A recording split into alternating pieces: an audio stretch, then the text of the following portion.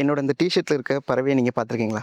மத்திய ஆசிய நாடுகளான கஜகஸ்தான், தெற்கு ரஷ்யா நாடுகள்ல இருந்து பல்லாயிரக்கணக்கான கிலோமீட்டர் பறந்து நம்மளோட தென் தமிழகத்தோட தென் முனையில் இருக்கக்கூடிய நம்ம திருநெல்வேலி, தூத்துக்குடி மாவட்டத்தில் இருக்கக்கூடிய வறல் புல்வெளிகளுக்கு வலசை வரக்கூடிய ஒரு பறவை இனம் தான் இந்த பறவை இனம். இதை வந்து என்ன சொல்லுவாங்கன்னா பூனைப்பருந்துகள் அப்படிம்பாங்க. இங்கிலீஷில் ஹேரியர்னு சொல்லுவாங்க. நம்ம இந்தியாவில் பார்த்தீங்கன்னா 6 வகையான பூனைப்பருந்துகள் வந்து இருக்குது. அதில் குறிப்பிடும்படி சொல்ல போனோம்னா இந்த 3 வகையான பூனைப்பருந்துகளை நம்ம அதிகமாக பார்க்கலாம். அதாவது சாம்பல் பூனைப்பருந்து, மாண்டஹூ ஹேரியர் அப்படிங்கிற பூனைப்பருந்து. அதுக்கடுத்து பார்த்தீங்கன்னா பேலிட் ஹேரியர் அப்படிங்கிற ஒரு பூனைப்பருந்து. அதுக்கடுத்து மார்ஷ் ஹேரியர் அப்படிங்கிற பூனைப்பருந்து. இந்த 3 வகை பூனைப்பருந்துகளையும் நம்ம அதிக எண்ணிக்கையில் வந்து நம்ம வறல் புல்வெளிகளில் வந்து பார்க்கலாம். நம்மளோட கடந்த பதிவில் நம்ம வறல் புல்வெளிகளில் இருக்கக்கூடிய இரவாடிகளை பற்றி பதிவு செஞ்சுருந்தோம். நீங்கள் அதை பார்க்கலன்னா கண்டிப்பாக போய் பாருங்கள். உங்கள் ஃப்ரெண்ட்ஸுக்கெலாம் ஷேர் பண்ணுங்கள். மறக்காமல் நம்ம சேனலை சப்ஸ்கிரைப் பண்ணுங்கள். நம்ம வறல் புல்வெளிகளை ஒரு சாதாரண நிலமாகவே நினச்சிட்டு இருக்கோம். அது ஒரு தரிசு நிலம் கிடையாது. அங்கே ஏராளமான உயிரினங்கள் வந்து வாழ்ந்துட்டுருக்கு. ஆனால் அது தெரியாத பல பேர் என்ன பண்ணிகிட்டு இருக்காங்க, நம்மளோட வறல் புல்வெளிகளில் மரங்கள், தோட்டங்கள் அந்த மாதிரியான நிலத்தை வந்து மாற்றி அமைக்காங்க. இதனால் இந்த வெளிநாட்டிலேருந்து வலசை வரக்கூடிய இந்த பூனைப்பருந்துகள் மாதிரியான உயிரினங்கள் வந்து பாதிக்கப்படுது. இந்த பூனைப்பருந்துகள் வந்து மற்ற வேட்டையாடி பறவைகள் மாதிரி கிடையாது. இது வந்து தரையில் கூட்டமாக வாழக்கூடிய ஒரு பறவை இனம். மற்ற வேட்டையாடி பறவைகள்லாம் பொதுவாக மரங்களில் இருக்கும், பாறைகளில் இருக்கும். ஆனால் இந்த பூனைப்பருந்துகள் வந்து நம்ம வறல் புல்வெளிகளில் இருக்கக்கூடிய புற்தரைகளில் தங்கும். இந்த பூனைப்பருந்துகள் வந்து நம்ம நாட்டுக்கு வந்து செப்டம்பரில் வர தொடங்குது. செப்டம்பரில் வர தொடங்கி மார்ச் மாதம் வரை நம்மளோட நிலப்பகுதிகளில் வந்து இருக்குது.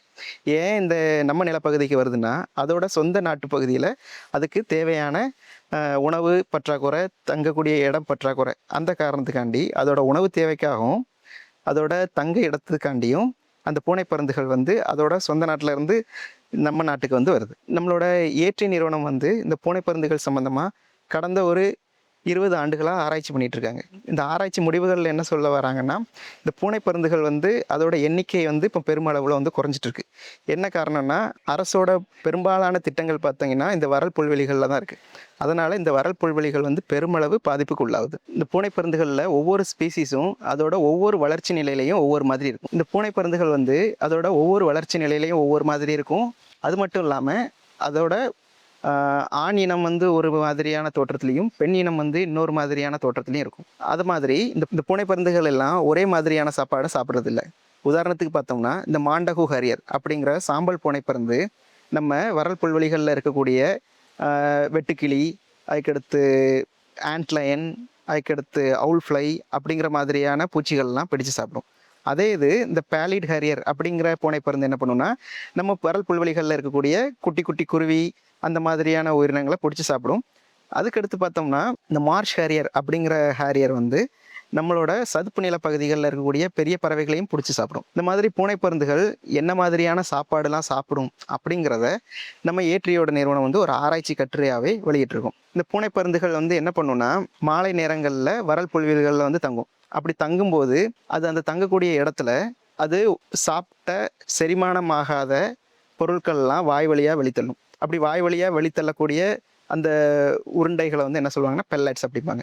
அப்போ அந்த பெல்லட்ஸை வந்து நம்ம கலெக்ட் பண்ணிட்டு வந்துட்டு அது என்ன மாதிரியான சாப்பாடு சாப்பிட்ருக்கு அந்த மாதிரி ஆய்வுகளையும் நம்ம பண்ணியிருக்கோம். அது மட்டும் இல்லாமல் இந்த பூனைப்பருந்துகள் வந்து நம்ம வறல் புல்வெளியை சமநிலையில் வைக்கிறதுக்கு மட்டும் உதவி பண்ணுறதில்ல, வறல் புல்வெளிகளில் விதை பரவலுக்கும் இந்த பூனைப்பருந்துகள் வந்து ரொம்ப முக்கியத்துவம் வகிக்கும். அதாவது 2ஆம் நிலை விதை பரவல் அப்படிங்கிற ஒரு முக்கிய பங்கு வந்து இந்த பூனைப்பருந்துகள் வந்து வகிக்கும். ஆனால் அந்த காலப்போக்கில் ஏற்படக்கூடிய மாற்றங்களால் இந்த பூனைப்பருந்துகளோட எண்ணிக்கை வந்து பெருமளவு குறைஞ்சிட்டே இருக்குது. இதை நல்ல முறைக்கு கொண்டு வரணும்னா நம்ம எல்லாம் ஒன்றிணைந்து செயல்பட்டால் மட்டும்தான் இதை ஒரு நல்ல நிலைமைக்கு கொண்டு வர முடியும். நீங்கள் இந்த பூனைப்பருந்துகள் சம்மந்தமாக இன்னும் நிறைய தெரிஞ்சுக்கிடணும்னா நீங்கள் வெப்சைட்டில் ஹேரியர் வாட்ச் இந்தியா அப்படின்னு அடிச்சிங்கன்னா இந்த பூனைப்பருந்துகள் சம்மந்தமாக இன்னும் விளக்கமாக தெரிஞ்சுக்கிடலாம். நீங்கள் உங்கள் வீட்டு பக்கத்தில் இருக்கக்கூடிய வறல் புல்வெளிகளில் இந்த பூனைப்பருந்துகளை பார்த்துருக்கீங்களா?